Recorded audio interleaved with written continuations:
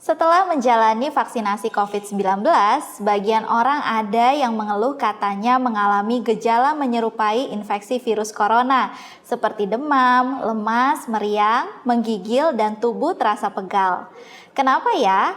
Apa jangan-jangan mereka sakit karena divaksin? Atau malah ketularan COVID-19? Eits, bisa jadi itu hanya karena mereka mengalami kejadian ikutan pasca imunisasi atau KIPI. Apa ya KIPI itu dan kenapa hal itu bisa terjadi? Nggak usah khawatir, saya akan jelaskan selengkapnya di video ini. Jadi tonton sampai habis ya.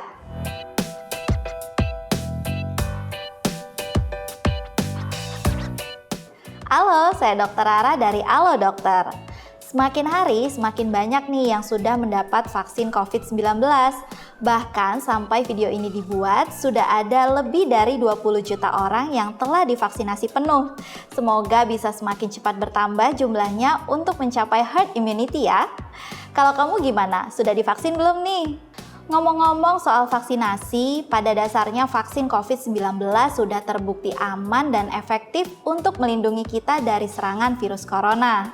Tapi, sama seperti vaksin pada umumnya, vaksinasi COVID-19 juga bisa diikuti dengan terjadinya efek samping setelah diberikan, atau disebut juga kejadian ikutan pasca imunisasi yang disingkat sebagai KIPI.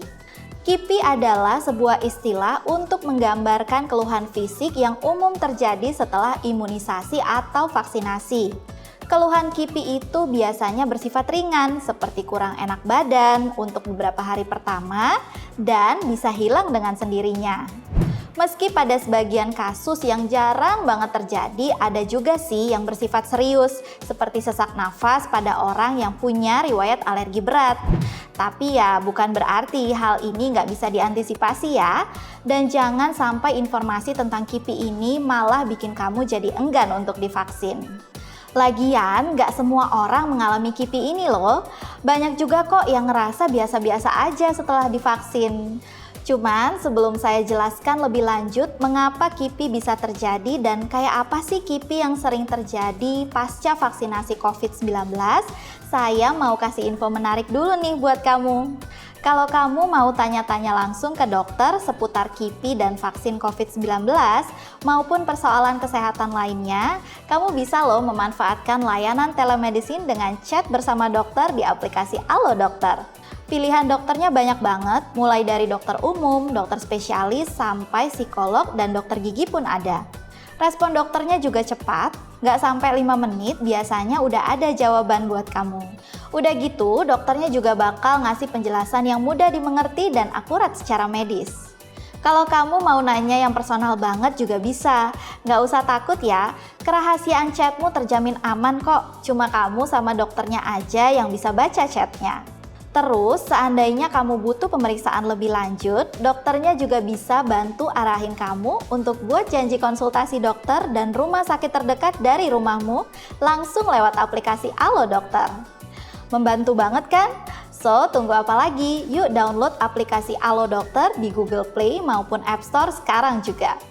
Balik ke pembahasan ya. Jadi, KIPI sebenarnya hal yang normal terjadi pasca vaksinasi dan gak ada kaitannya dengan reinfeksi COVID-19. Keluhan atau efek samping yang muncul setelah vaksinasi ini dapat dianggap sebagai tanda bahwa sistem imun tubuhmu sedang merespon vaksin yang masuk.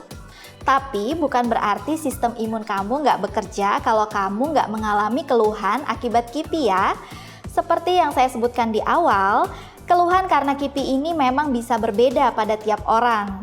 Sebagian orang bisa saja mengalami KIPI yang sangat ringan, sehingga rasanya kayak nggak ada apa-apa. Nah, sekarang kalau kita mau bicara lebih spesifik, sebenarnya apa aja sih faktor-faktor yang memicu kemunculan KIPI? Well, kalau dari WHO sih, memang diketahui ada beberapa hal yang bisa memicu munculnya KIPI. Dan berdasarkan pemicunya tersebut, KIPI bisa dibagi lagi menjadi 5 kategori. Ada yang berkaitan sama vaksinnya, ada juga yang enggak sama sekali. Saya coba bahas satu-satu ya.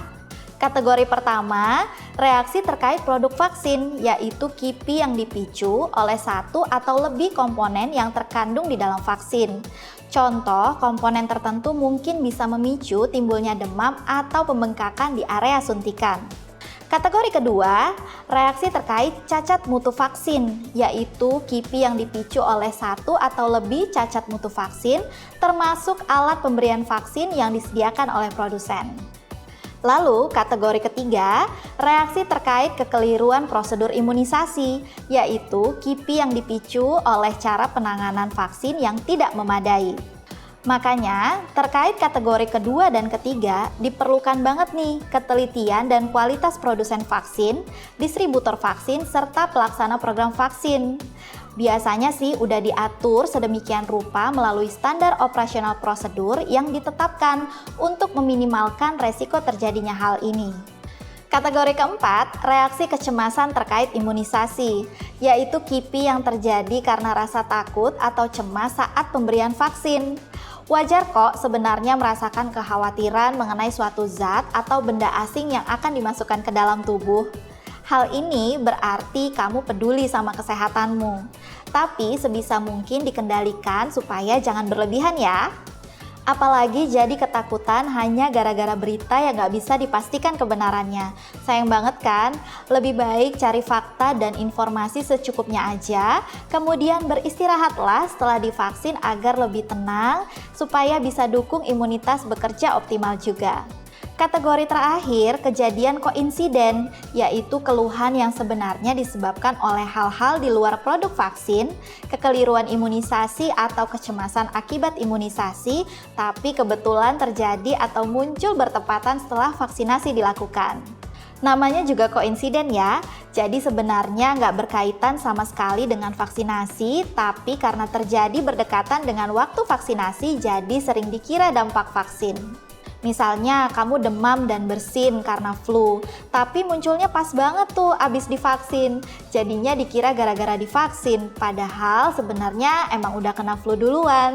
Makanya penting banget tuh buat menjaga kesehatan sebelum vaksinasi.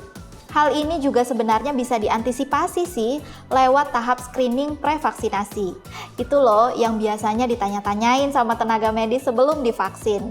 Basically, hal-hal yang tadi saya sebutkan tuh udah bisa diantisipasi oleh tenaga medis dan udah diminimalkan resikonya melalui uji klinis yang dilakukan sebelum vaksin didistribusikan.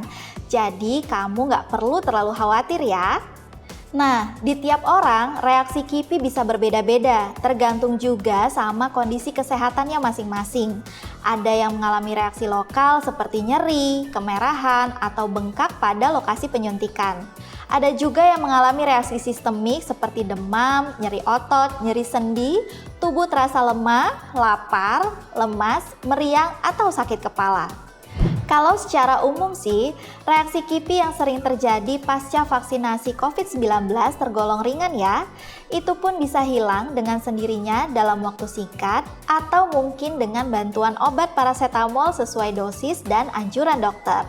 Meski memang nggak bisa dipungkiri, ada juga sebagian kecil yang mengalami reaksi berat seperti urtikaria, shock anafilaktik, dan pingsan, tapi ini sangat jarang sekali terjadi dan lebih sering ditemui pada orang yang emang punya riwayat alergi berat. Makanya, kamu perlu jujur nih soal riwayat kesehatan di tahapan screening pre-vaksinasi tadi.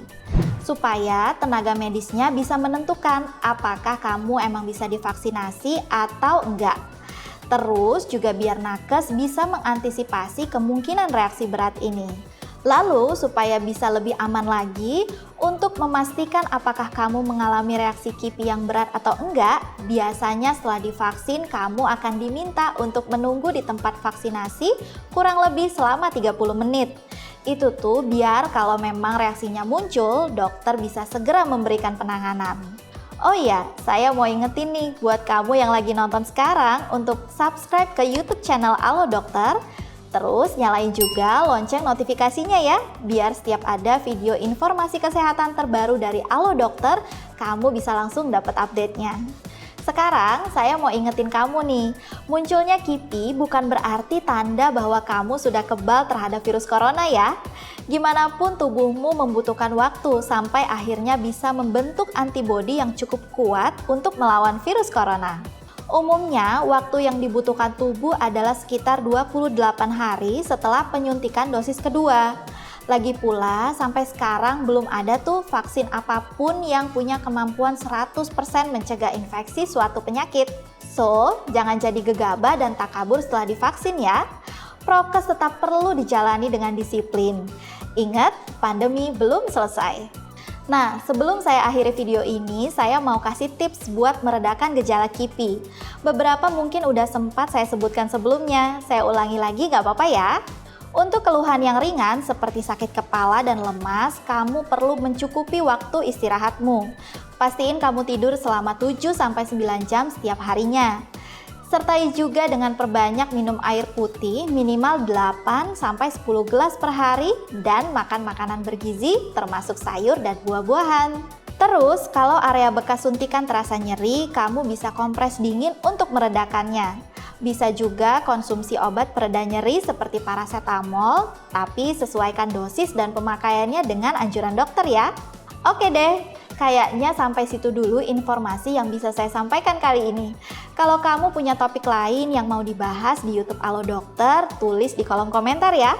Terima kasih banget nih buat yang udah menyaksikan video ini sampai selesai. Semoga bermanfaat. Jangan lupa untuk like, komen, share, dan subscribe. Hidup sehat bersama Alo Dokter.